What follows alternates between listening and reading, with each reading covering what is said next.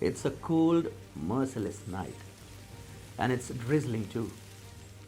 You're walking on a desolate road in a cloud created by your own breath. It's a relief that you have an umbrella to save you from the bone-chilling water raining from the heavens.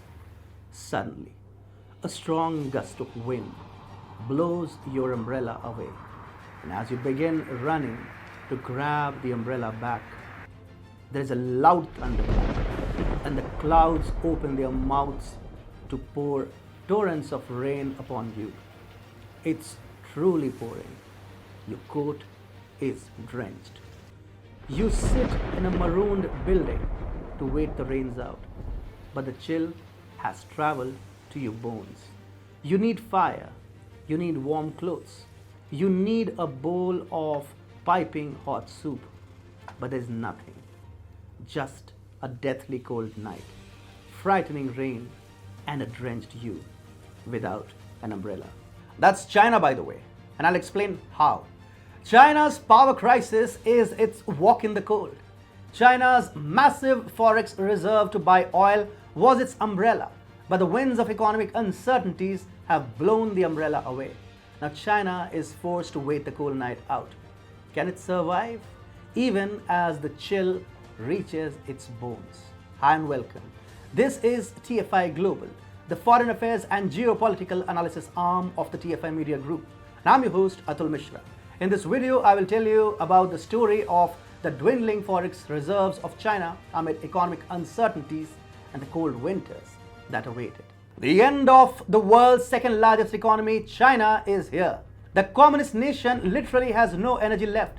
In fact, the power sector crisis and a huge debt mountain in the country is now taking a toll on its foreign exchange reserves.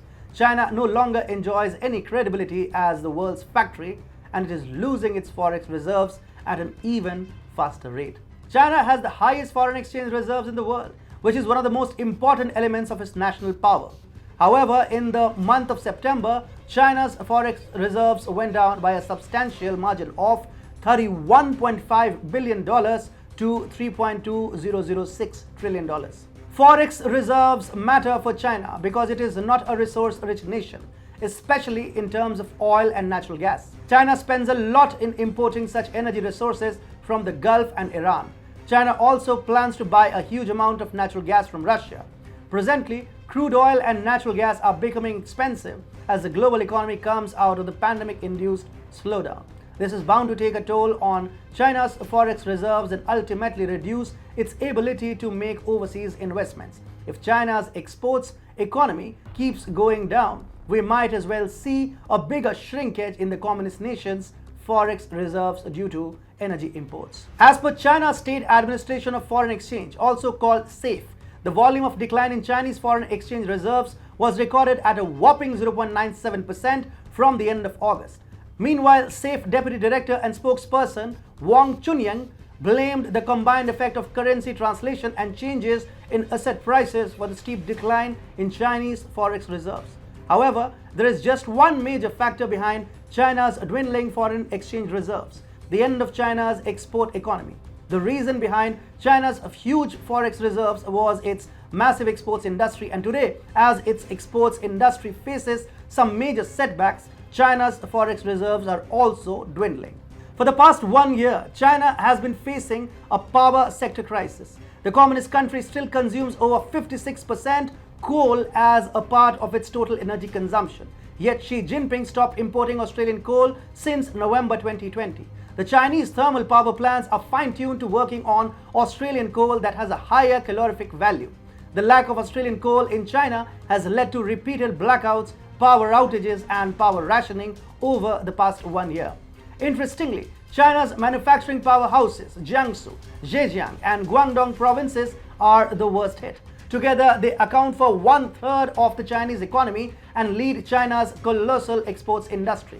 Strict measures have been announced to cut electricity use in these provinces, and manufacturers have warned that it could lead to lower outputs in the three provinces. Silicon, aluminium, food processing, and stainless steel, almost every single subsector of Chinese manufacturing has been hurt by the ongoing power crisis. In fact, the official Manufacturing Purchasing Managers Index, or PMI, in China stood at 49.6 in September compared to 50.1 a month earlier. Such contraction has been recorded for the first time since Feb 2020. Clearly contrasting PMI is reducing Chinese exports, which is further receding the communist nation's forex reserves. The entire world may be suffering because of China's economic crisis, but China itself is the worst hit.